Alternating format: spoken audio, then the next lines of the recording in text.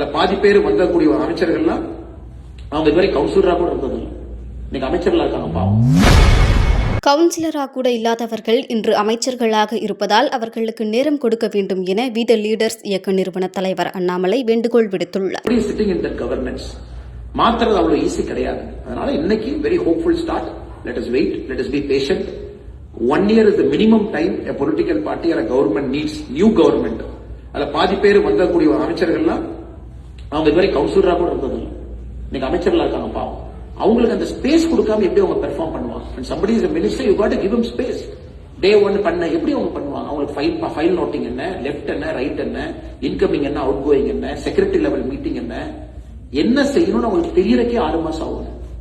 அதனால இன்னைக்கு அந்த நேரம் நாம் எல்லோரும் கொடுக்கணும். டிவிகே கவர்மெண்ட் தமிழ்நாட்டுக்கு நல்லது பண்றாங்கன்னா முதல் நாளா நம்ம எப்பவுமே வரவேற்க போறோம். கரப்ஷனை யார் கட்டுப்படுத்துறாங்களோ நம்ம வரவேற்க போறோம்.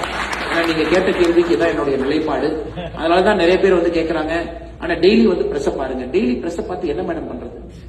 இன்னைக்கு பிரஸ் பார்த்து என்ன கேட்கலாம்? உங்க வீட்டு நல்லா இருக்காங்களான்னு கேட்கலாம். ஜேர்னலிஸ்ட் உங்களை பத்தி ஆனா உங்க வீட்டு நல்லா இருக்காங்களான்னு கேட்கலாம். இது ரெண்டை தவிர நீங்க என்ன கேட்க முடியும்? நான் ஏற்கனவே சொல்லிட்டேன், அரசுக்கு நேரம் கொடுக்கணும். என்ன நீங்க பேசுவீங்க? உங்கள்கிட்ட கேட்க நிறைய இருக்கும். ஏன்னா திரும்ப இந்த சர்க்கஸ்குள்ள போகக்கூடாது அப்படிங்கறத அந்த நிலைப்பாடு மேடம். நீங்க விஜய் பத்தி என்ன நினைக்கிறீங்க? அண்ணா அதை 1 வருஷம் விடுங்க. இல்ல அவர் டெல்லி போயிட்டதை பத்தி என்ன நினைக்கிறீங்களா? அப்பதான் போயிட்டு வந்தார், கொஞ்சம் விடுங்க. இந்த மினிஸ்டரை பத்தி சொன்ன பத்தி கருத்து என்ன?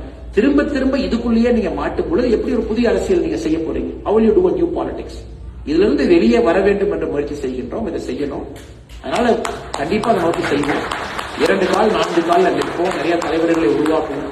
அதனால நம்பிக்கையோடு வந்திருக்கக்கூடிய எல்லா பெரியவர்களுக்கும் ஒரு பெரிய நன்றியை இந்த நேரத்தில் தெரிவிச்சுக்கிட்டு, ஒரு பெரிய லாங் வீக்கெண்ட். நான் ஏற்கனவே அரவிந்த் அவங்ககிட்ட சொன்னேன், யாரையும் ரஷ் பண்ண வேண்டாம். கண்டிப்பா நம்ம புகைப்படம் எடுக்கிறோம்னு நினைக்கிறவங்க நம்ம இருந்து புகைப்படம் எடுப்போம்.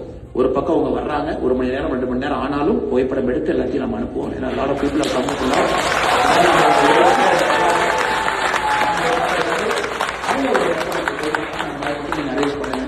அதே நேரத்தில் உங்களுக்கும் பெரிய நன்றி. அட்லாண்டால இருந்து வந்து